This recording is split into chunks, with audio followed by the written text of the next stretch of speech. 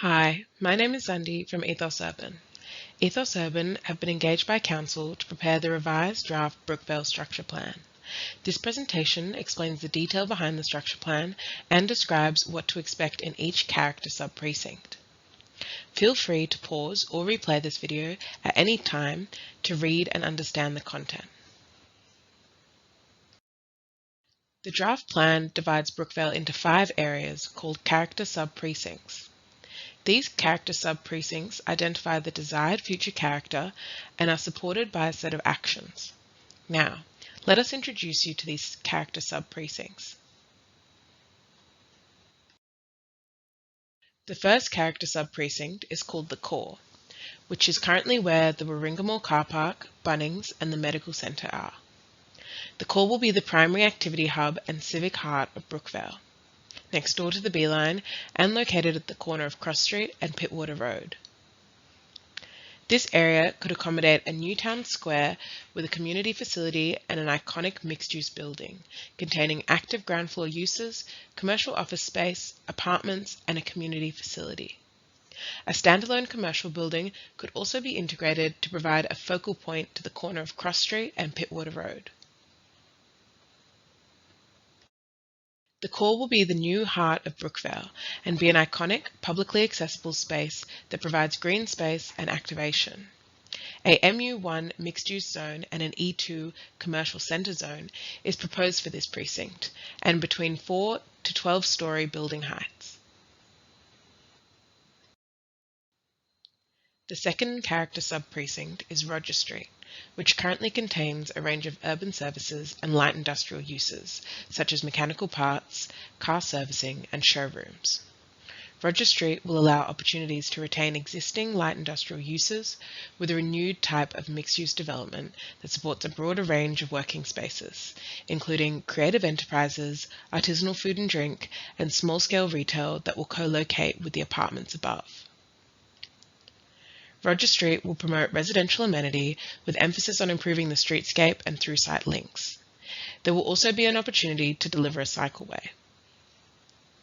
An MU1 mixed-use zone is proposed for this precinct, with building heights between 7 to 8 storeys. The third precinct is Pittwater Road, which currently contains several small to medium-sized shopfronts with some residential, Brookvale Hotel and car dealerships. The building frontages here have started to look tired and dated, and there has also been challenges in securing leases for ground floor uses, particularly towards the northern end of Pittwater Road as you move down to Old Pittwater and Wimborne Road.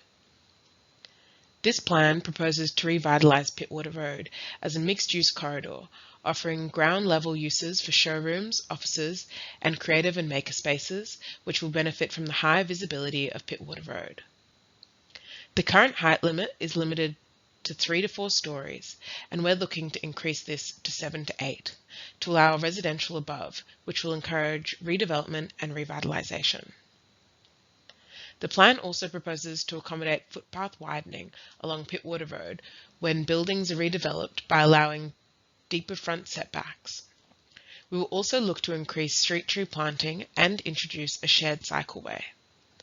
An MU1 mixed-use zone is proposed for this precinct.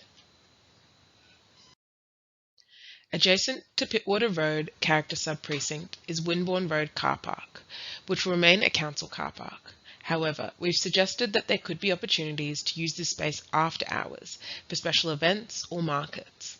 This will improve activation, encourage a nighttime economy, and bring vibrancy to this part of Brookvale.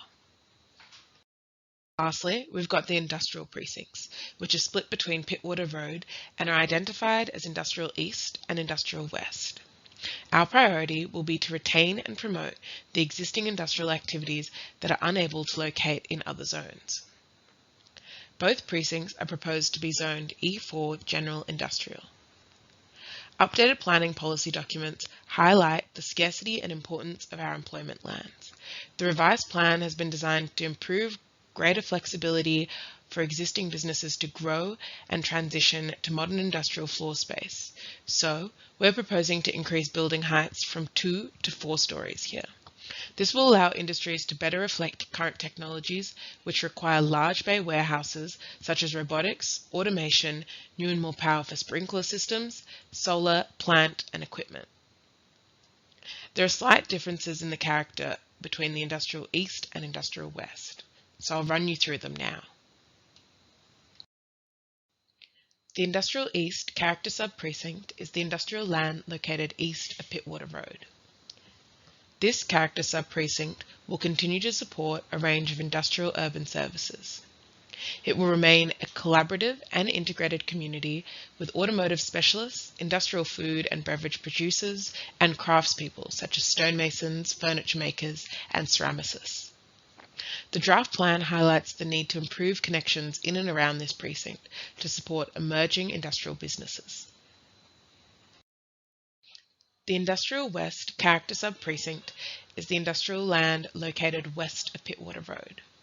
This character sub-precinct has naturally larger lots than the Industrial East and will support a range of larger industrial and manufacturing businesses and urban services. The draft plan highlights the need to enhance pedestrian linkages with new landscaping to public open spaces such as Allenby Park and Green Street Park to improve connections and increase tree canopy.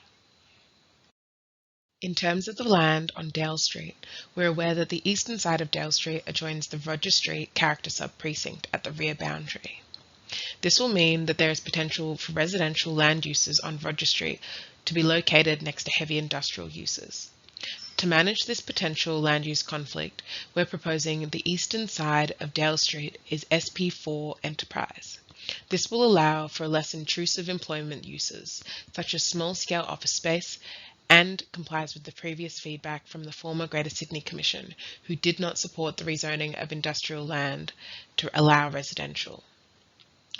This will also allow opportunities for existing heavy industrial uses that generate noise and dust to transition to light industrial uses if they would like to. Thank you for tuning in to this presentation. We hope it gives you a better understanding of the proposal. It is a draft and Council welcomes your feedback. Please provide your feedback via the submission form on this page.